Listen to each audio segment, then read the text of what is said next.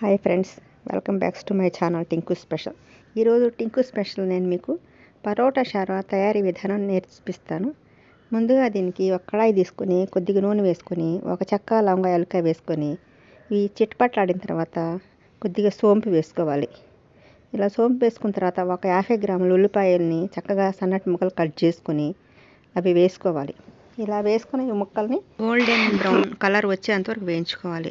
ఇలా వేయించుకున్న దాంట్లో మనం 4 జీడిపప్పు పలుకులను కూడా వేసి వేయించుకోవాలి. ఎందుకంటే ఈ షార్వా చిక్కదనం రావాలి కాబట్టి మనం జీడిపప్పు పలుకులను వేసుకోవచ్చు. జీడిపప్పులు మన దగ్గర లేనప్పుడు కొద్దిగా నువ్వులు, కొద్దిగా గసగసాలు వేసుకోవచ్చు. ఇవి కూడా లేనప్పుడు 4 శనక్కాయ పప్పులను కూడా మనం వేయించుకొని దీంట్లో వేసుకుంటే మనకి షార్వా అనేది చిక్కదనం వచ్చింది. ఈ జీడిపప్పు అనేది మనం మస్ట్ ఏం కాదు, మనం జీడిపప్పు లేనప్పుడు శనక్కాయ పప్పులు, నువ్వులు వేసుకుంటే షార్వా అనేది చాలా చిక్కదనం వచ్చింది. అందుకని మనం ఈ పదార్థాలను ఇందులో వాడతాము. ఇలా ఈ మొత్తం వేయించుకున్న తర్వాత ఇందులో కొద్దిగా పచ్చి కొబ్బరి తురుముని వేసుకోవాలి. పచ్చి కొబ్బరి తురుము వేసుకుంటే ఈ షార్వాకి ముఖ్యమైనది ఏంటంటే పచ్చి కొబ్బరి తురుము. నేను పచ్చి కొబ్బరిని చక్కగా సన్నగా తురుముకొని పెట్టుకున్నాను. ఇవి కొద్దిగా వేసుకుంటున్నాను. ఈ కొబ్బరి అనేది మాత్రం కొద్దిగా ఎక్కువ వేసుకోవాలి.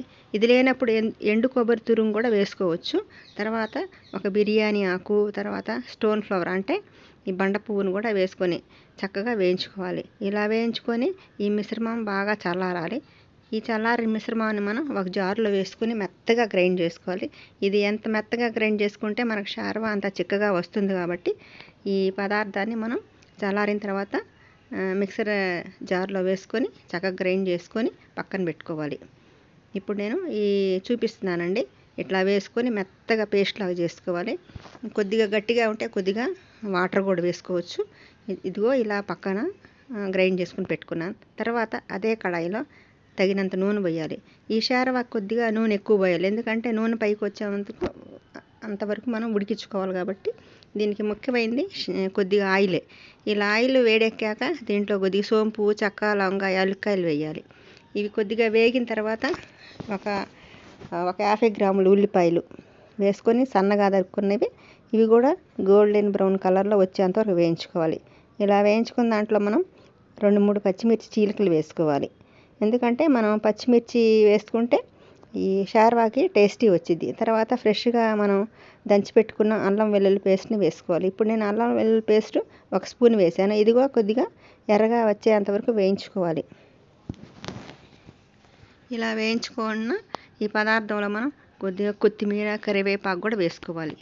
ఇవి కొత్తిమీర, కరివేపాకు కూడా మనకి ఇందులో ఈ షార్వాకి టేస్ట్గా వచ్చింది కాబట్టి దీని ఫ్లేవర్ బాగుంటుంది. కాబట్టి మనం ఇవి కూడా వేసుకోవాలి. ఇలా వేసుకొని ఇవి కూడా చక్కగా వేయించుకున్న తర్వాత ఈ కొత్తిమీర, కరివేపాకు, ఈ పచ్చిమిర్చి, ఉల్లిపాయలు కూడా చక్కగా ఎర్రగా వచ్చేంతవరకు వేయించుకోవాలి. ఇలా వేయించుకుంటేనే మనకి షార్వాలో చాలా టేస్టీగా ఉంటుంది. తర్వాత దీంట్లో తగినంత పసుపు, తగినంత కారం, ధనియాల powder 1 spoon, garam masala powder 1 spoon వేసుకోవాలి. ఇవన్నీ వేసుకొని మనం చక్కగా వేయించుకోవాలి.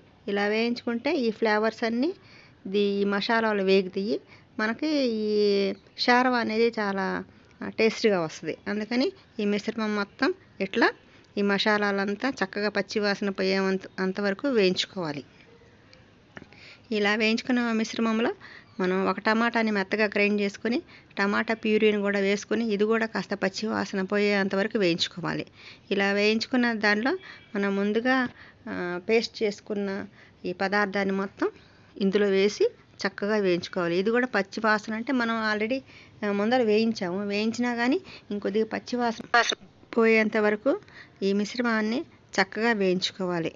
ఇట్లా ఒక 5 నిమిషాలు సన్నని సెగ మీద ఈ మిశ్రమాన్ని వేయించుకొని దీనికి తగినంత ఉప్పు వేసుకోవాలి. రుచికి సరిపడినంత ఉప్పు మీరు ఒకసారి రుచి చూసుకొని వేసుకోండి. ఎక్కువ తక్కువగా ఉంటుంది కాబట్టి మీరు ఈ విధంగా ఈ మిశ్రమం చక్కగా నూనె పైకి వచ్చేంత వరకు ఈ మసాలాని చక్కగా వేయించుకోవాలి. మనం ఈ మసాలా, ఈ పేస్ట్ ఇదంతా మనకి ఒక 4 మెంబర్స్కి సరిపోయేంత కాబట్టి మనం దీంట్లో ఒక 4 అంటే 400 ml వాటర్ పోసుకోవాలి. మీకు కొద్దిగా చిక్కగా కావాలంటే కొద్దిగా తక్కువ పోసుకోండి, కొద్దిగా పలసగా కావాలంటే కొద్దిగా ఎక్కువ పోసుకోండి. అది మీకు కన్సిస్టెన్సీ మీకు ఎలా కావాలంటే అలా మనం తగినంత వాటర్ వేసుకోవాలి. ఇప్పుడు చేసిన ఈ షార్వా ఒక 4-5 మెంబర్స్ సరిపోతుంది కనుక దీన్ని ఒక 15 నిమిషాలు సన్న సెగ మీద చక్కగా బాగా బాయిల్ చేసుకోవాలి. ఈ వాటర్లో ఈ మసాలా అంతా బాగా బాయిల్ అయ్యి మనకి షార్వా తయారవుతుంది కాబట్టి మనం ఈ మాదిరిగా ఈ షార్వాని 15 నిమిషాలు ఉడికించుకోవాలి. ఇలా ఉడికించుకుంటే దీని మీద తెల్లగా మనకి కొద్దిగా నురగ వచ్చింది. ఆ నురగని తీసి పడేయచ్చు.